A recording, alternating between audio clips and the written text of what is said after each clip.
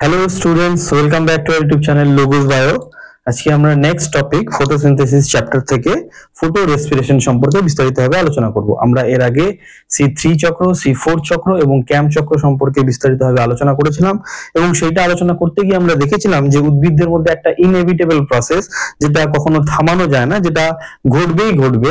অক্সিজেনের অধিক ঘনত্বে যে আরইউবিপির সঙ্গে কার্বন ডাই অক্সাইড যুক্ত না হয়ে অক্সিজেন যুক্ত হয় এবং আরইউবিপি সঙ্গে অক্সিজেন যুক্ত করতে যে মোস্ট অ্যাবান্ডান্ট এনজাইম উদ্ভিদের মধ্যে থাকে রুবিস্কো, সেটা অক্সিজেনেজের ভূমিকা পালন করে। এই জন্য রুবিস্কোকে আমরা ডুয়াল প্রপার্টি এনজাইম বলেছিলাম, কারণ এর মধ্যে কার্বন ডাই অক্সাইডকে যুক্ত করার ক্ষমতা রয়েছে। সেই জন্য রিবুলোজ বিসফসফেট কার্বক্সিলেজ বলা হতো, এবং অক্সিজেনকে যুক্ত করার ক্ষমতা আছে বলেই তাকে আবার বলা হয় রিবুলোজ বিসফসফেট অক্সিজেনেজ। তো শুরু করা যাক।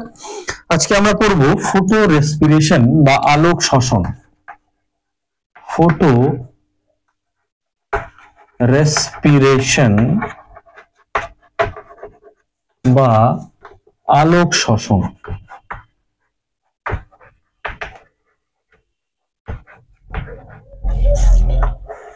আচ্ছা, শ্বসন কাকে বলে সেই জিনিসটা আমরা একটু জানি।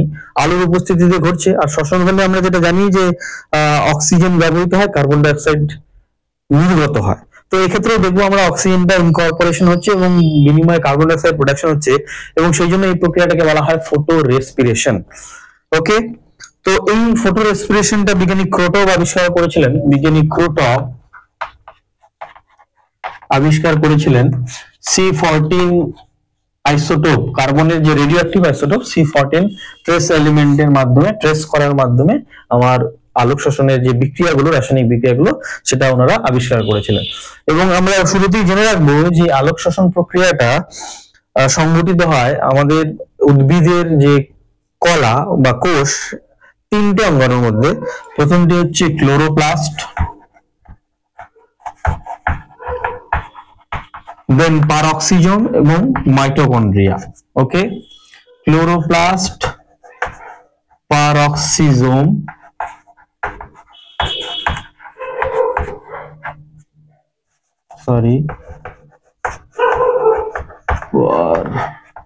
অক্সিজোম এবং মাইটোকন্ড্রিয়া। এই তিনটে কোষ অঙ্গাণুর মধ্যে আমার এই ঘটনাটা ঘটে। কি ঘটনা ঘটে? খুব কমন ব্যাপার, আমরা পড়েছিলাম যে আরইউবিপির সঙ্গে যদি CO2 যুক্ত হতো তাহলে আমার তৈরি হয়েছিল PGA, ওকে, ফসফোগ্লিসারিক অ্যাসিড। কিন্তু আরইউবিপির সঙ্গে যদি আমার অক্সিজেন যুক্ত হয় তাহলেও তৈরি হবে PGA।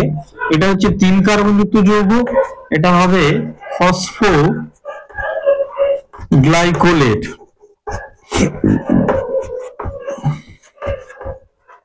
যেটা 2 কার্বন যুক্ত একটা যৌগ। ফলস্বরূপে আমার কেলভিন চক্রটা স্বাভাবিকভাবে রান করবে না। ওকে, তো এর যে রাসায়নিক বিক্রিয়াগুলো সেটা আমরা এবার বুঝে নেব।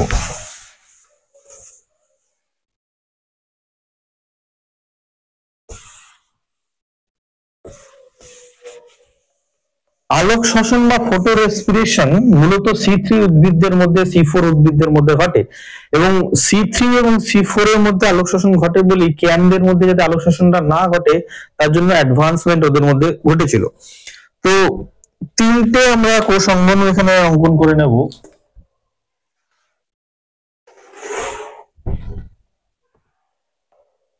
সাপোজ এটা ক্লোরোপ্লাস্ট,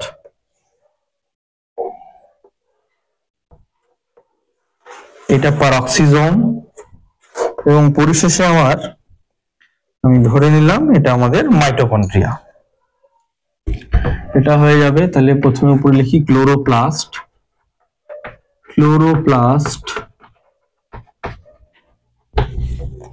এটা পারঅক্সিজোম,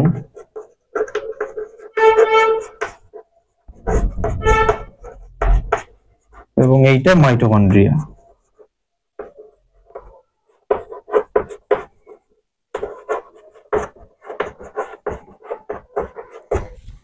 পত্ররন্ধ্র দিয়ে এদিক দিয়ে আমার পত্ররন্ধ্র দিয়ে CO2 আমার প্রবেশ করে গেছে কোথায়?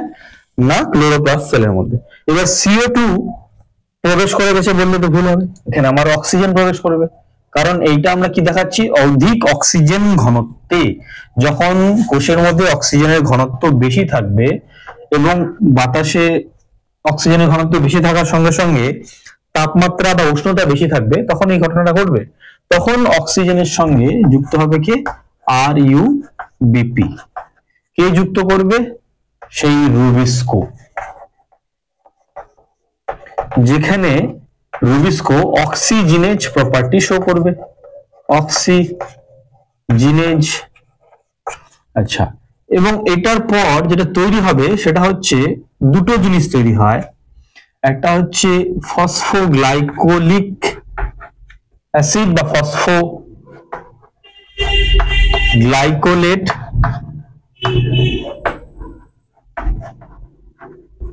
আর একটা হচ্ছে 3PGA। দেখো এখানে RuBP কয় কার্বনযুক্ত শর্করা ছিল, 5 কার্বনযুক্ত শর্করা ছিল। এখানে তো এক্সট্রা করে কোনো কার্বন অ্যাড হয়নি, অক্সিজেন অ্যাড হয়েছে। তো 5টার মধ্যে থেকে দুটো কার্বন আমার ফসফোগ্লাইকোলেট তৈরি করতে ব্যবহৃত হয়েছে, আর 3টে কার্বন আমার ফসফোগ্লিসারিক অ্যাসিড তৈরি করতে হয়েছে। কেমন? এবারে এই ফসফোগ্লাইকোলেটের মধ্যে থেকে ফসফেট গ্রুপের রিমুভাল হবে, H3PO4 বেরিয়ে যাবে in the form of phosphoric acid বা H3PO4।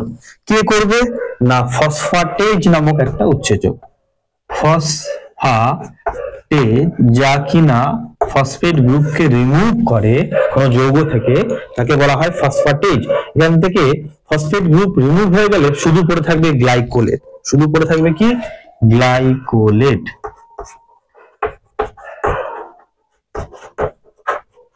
যেটা একটা 2 কার্বনযুক্ত যৌগ। ওকে, এবারে এই গ্লাইকোলেট প্রবেশ করে যাবে পারঅক্সিজোমে, গ্লাইকোলেট কিন্তু ট্রান্সপোর্ট হয়ে চলে আসবে পারঅক্সিজোমে।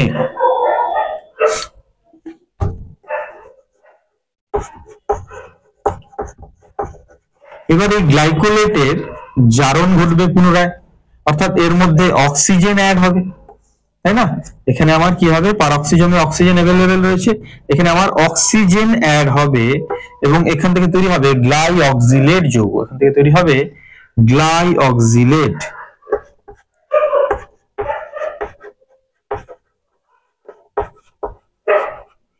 অক্সিজেন যুক্ত হলো আমার এখানে, গ্লাইঅক্সিলেট হলো। ওকে, আচ্ছা, এবার এই গ্লাইঅক্সিলেট যৌগের সঙ্গে গ্লুটামেট বলে একটি অ্যামাইনো অ্যাসিড যুক্ত হবে। আচ্ছা, এই বিক্রিয়াটি ঘটালো কি, গ্লাইঅক্সিলেট অক্সিজেনের সঙ্গে যুক্ত করতে অক্সিডেজ নামক একটি উৎসেচক, অক্সিডেজ নামক একটি উৎসেচক অক্সিজেন যুক্ত করতে সাহায্য করলো। ওকে, এই সময় আবার এই অক্সিজেন যুক্ত হওয়ার পাশাপাশি একটা ঘটনা ঘটে, সেটি হচ্ছে যেখানে জলের সঙ্গে অক্সিজেন যুক্ত হয়ে H2O2 তৈরি হয়, হাইড্রোজেন পারঅক্সাইড তৈরি হয়। ওকে, H2O2 তৈরি হয়, যার নাম হাইড্রোজেন পারঅক্সাইড, যেটা আমাদের এখানে দরকার নেই, তবু আমরা লিখে রাখলাম। এবার এই গ্লাইঅক্সিলেটের সঙ্গে আমার গ্লুটামেট নামক এই একটি অ্যামাইনো অ্যাসিড অ্যাড হলে পরে এই গ্লাইঅক্সিলেট পরিণত হবে সরলতম অ্যামাইনো অ্যাসিড গ্লাইসিনে, সরলতম অ্যামাইনো অ্যাসিড গ্লাইসিনে, গ্লাইসিন। গ্লাইঅক্সালেটও মনে রাখতে হবে 2 কার্বনযুক্ত যৌগ, গ্লাইসিন ও 2 কার্বনযুক্ত একটা অ্যামাইনো অ্যাসিড, যেটাকে সরলতম অ্যামাইনো অ্যাসিড বলা হয়, যেটাকে কি বলা হয়, সরলতম অ্যামাইনো অ্যাসিড। আচ্ছা, এই পুরো প্রসেসটা অর্থাৎ ফটো রেসপিরেশনের একটা অ্যাডভান্টেজ কি, এখানে অ্যামাইনো অ্যাসিড তৈরি হচ্ছে গ্লাইসিন। এবার এই গ্লাইসিন মাইটোকন্ড্রিয়া ট্রান্সপোর্ট হয়ে চলে আসবে। ওকে, এবার এই গ্লাইসিনের থেকে ডিকার্বক্সিলেশন হবে, অর্থাৎ একটা CO2 বেরিয়ে যাবে। ওকে, গ্লাইসিনের কি হবে, ডিকার্বক্সিলেশন হবে এবং গ্লাইসিন থেকে তৈরি হয়ে যাবে আমার একটা অ্যামাইনো অ্যাসিড যার নাম সেরিন, যার নাম সেরিন। অর্থাৎ দুটো অ্যামাইনো অ্যাসিড আমরা তৈরি করতে পারছি ফটোরেসপিরেশনে, একটা গ্লাইসিন, একটা সেরিন। এবার মজার বিষয় হলো গ্লাইসিন 2 কার্বনযুক্ত অ্যামাইনো অ্যাসিড, অন্যদিকে সেরিন কিন্তু 3 কার্বন যুক্ত অ্যামাইনো অ্যাসিড। এখানে এই প্রশ্নটা আসবে যে 2 কার্বন যুক্ত অ্যামাইনো অ্যাসিড থেকে 3 কার্বন যুক্ত অ্যামাইনো অ্যাসিড কি করে তৈরি হলো, তার মধ্যে আবার একটা কার্বন ডাই অক্সাইড বেরিয়ে গেল ইন দ্য ফর্ম অফ, একটা কার্বন বেরিয়ে গেল in the form of carbon dioxide, তাহলে তো একটা কার্বন পড়ে থাকার কথা।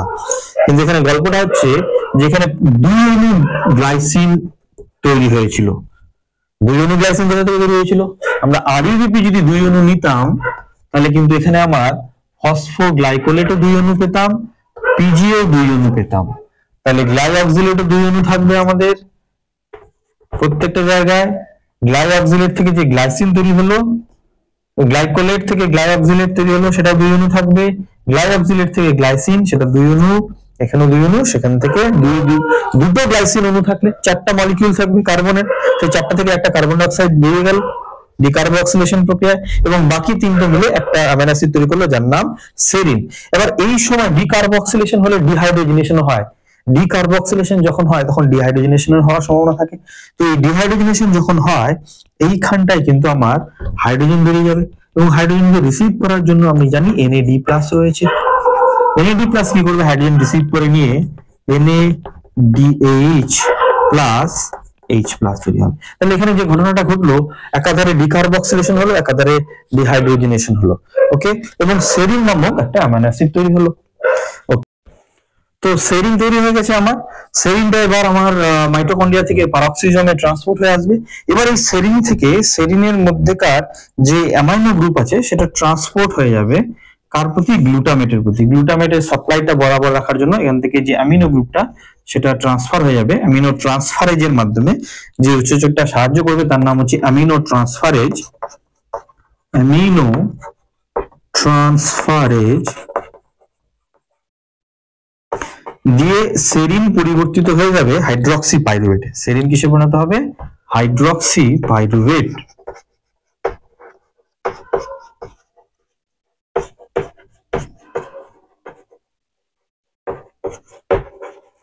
আচ্ছা, এবার এই হাইড্রক্সি পাইরুভেট থেকে হাইড্রোজেন বেরিয়ে গিয়ে গ্লিসারেট তৈরি হবে। কি তৈরি হবে, গ্লিসারেট। এবং হাইড্রোজেন যদি বেরিয়ে যায়, সরি হাইড্রোজেন এখানে অ্যাড হবে, NADH এর যে হাইড্রোজেনটা ছিল সেই NADH তার যে হাইড্রোজেন NADH বেরিয়ে যাবে না, হাইড্রোজেনটা অ্যাড হবে। NADH এর হাইড্রোজেনটা হাইড্রক্সি পাইরুভেট নিয়ে গ্লিসারেটে পরিণত হবে এবং NAD+ পুনরায় আমার তৈরি হয়ে যাবে। এই গ্লিসারেট এবার পারক্সিজম থেকে চলে আসবে ক্লোরোপ্লাস্টে, এবং গ্লিসারোকাইনেজ নামক উৎসেচকের সহযোগিতায় পুনরায় পিজিএ তৈরি করবে, এবং একে হেল্প করবে এটিপি। এটিপি ভেঙে গিয়ে ADP+ ইনঅর্গানিক ফসফেট তৈরি করবে, এবং এই বিক্রিয়াটা ঘটাতে সাহায্য করবে গ্লিসারোকাইনেজ বা গ্লিসারেট কাইনেজ। ATP কোথা থেকে আসলো, ATP আলোক দশায় আমাদের তৈরি হয়েছিল অ্যাসিমিলেটরি পাওয়ার হিসেবে, সেই ATP এখানে খরচা হয়ে গেল। আর এই NADH কোথা থেকে পেলাম, এইখানে যে NADH তৈরি হয়েছিল সেই NADH টা এখানে ব্যবহৃত হয়ে গেল গ্লিসারেট তৈরির ক্ষেত্রে। ওকে, তো এই হয়ে গেল আমাদের টোটাল আলোক শোষণের যে চক্র। এখানে পিজিএটা আমার তৈরি করা হলো, যেই পিজিএ পরবর্তীতে কেলভিন চক্র রান করতে সাহায্য করবে। পিজিএ তে কয় কার্বন থাকে, 3 কার্বন থাকে। আমার আরইউবিপি তে 5 কার্বন ছিল, 5 কার্বনের মধ্যে 3 কার্বন আমি ব্যাক করে পেলাম, বাকি 2 কার্বন আমার লস হয়ে গেল। This is why it's a wasteful process. RuBP তে 5 কার্বন ছিল, কেলভিন চক্রের ক্ষেত্রে মনে করে দেখো সেই 5 কার্বন প্লাস একটা কার্বন ডাই অক্সাইড 6 কার্বন মিলে আলটিমেটলি 6 বার কেলভিন চক্র রান করে এখন গ্লুকোজ তৈরি করেছিলাম। কিন্তু এই প্রসেসে কি হচ্ছে, আরইউবিপি 5 কার্বন ছিল, সেখান থেকে 2 কার্বন আমার লস হয়ে গেল ইন দ্য ফর্ম অফ ফসফোগ্লাইকোলেট। সেই লসটাকে বাঁচানোর জন্য, সেই লসের হাত থেকে বাঁচার জন্য এই চক্রটা হলো। এত কিছু করে টোরে আলটিমেটলি আমি 3 অণু কার্বন রিকভার করতে পারলাম in the form of PGF3 phosphoglyceric acid. Okay, RuBP যে 5 কার্বন ছিল তার মধ্যে থেকে 3 কার্বন কিন্তু আমি রিকভার করতে পারলাম। That's why it is a wasteful process. Double wasteful process কেন হয়েছে এটাকে, আবার শুধু ওয়েস্টফুল না, দ্বি অপচয় যুক্ত। কি অপচয় হলো, এটিপি। যে এটিপি আমি কেলভিন চক্র রান করার জন্য অ্যাসিমিলেটরি পাওয়ার হিসেবে জমা রেখেছিলাম, আলোক দশায় তৈরি করেছিলাম, NADPH খরচা হয়ে গেল। ওকে, এই জন্য এটাকে বলা হয় ডাবল ওয়েস্টফুল প্রসেস। এক তো আমার আরইউবিপির মধ্যে কার্বন ছিল, তার লস হলো, প্লাস আমার এটিপি যেটা ছিল তৈরি হয়েছিল সেটা খরচা হয়ে গেল। আর আমার কি হলো, এই এত বড় একটা প্রসেস করতে তো সময় লাগে, প্রচুর সময় নষ্ট হলো। That's why it's a double wasteful process. এটাকে বলা হয় ওয়ারবার্গ এফেক্ট। ওকে, ফটো রেসপিরেশন এবার কেন বলা হলো, আলোর উপস্থিতিতে ঘটলো সেটা আমরা বুঝিনি। অক্সিজেন ইনকর্পোরেশন হলো, কার্বন ডাইঅক্সাইড বেরিয়ে গেল। That's why it is a photo respiration, not actual respiration. প্রকৃত শ্বসন কেন না? কারণ এইখানে প্রকৃত শ্বসনে আমরা দেখেছি যে অক্সিজেনের উপস্থিতিতে শ্বসন বস্তু গ্লুকোজ জারিত হয়ে কার্বন ডাইঅক্সাইড, জল এবং শক্তি উৎপাদন করে, অর্থাৎ এটিপি উৎপাদন করে। এখানে এটিপি উৎপাদন কোথায় হলো? কোথাও হয়নি, উল্টে এটিপি খরচা হয়েছে। That's why it is not actual respiration process. Okay, আচ্ছা, এই প্রসেসটা আর একটা গুরুত্ব কি, যে এটা আটকানো যাবে না কখনো, ইনএভিটেবল প্রসেস, এটা সবসময় চলতে থাকবে। অক্সিজেনের কনসেন্ট্রেশন বেড়ে গেলেই এটা ঘটনা ঘটবে, এবং এটা C3 প্ল্যান্টদের মধ্যে বেশি হয়, C4 প্ল্যান্টদের মধ্যে কম হয়, কারণ তারা ক্রায়োন অ্যানাটমি ডেভেলপ করে নিয়েছে। ক্যামদের মধ্যেও কম হয়। ওকে, তো C3 প্ল্যান্টদের মধ্যে খুব কমন একটা ব্যাপার, সেটা হচ্ছে ফটো রেসপিরেশন। এই ফটো রেসপিরেশনের একটা অ্যাডভান্টেজ কি, একটাই অ্যাডভান্টেজ, সেটা হচ্ছে যে এখানে গ্লাইসিন আর সেরিন নামক দুটো অ্যামাইনো অ্যাসিড তৈরি হচ্ছে, যে অ্যামাইনো অ্যাসিড প্রোটিন ফরমেশনের জন্য ইম্পর্টেন্ট আমরা জানি। ওকে, তো সেরিন অ্যামাইনো অ্যাসিড তৈরি হওয়াটাই হচ্ছে ফটো রেসপিরেশনের একটা প্লাস পয়েন্ট, বাদ বাকি সব negative point. That's why it's a double wasteful process. Okay, তো এটি সম্পর্কে যদি তোমাদের কোনো কমেন্ট থাকে, তোমাদের কোনো মন্তব্য থাকে, প্রশ্ন থাকে, কমেন্ট করে তোমরা অবশ্যই আমাকে জানাবে। ভিডিওটি ভালো লাগলে তোমরা লাইক করবে, শেয়ার করবে। Thank you.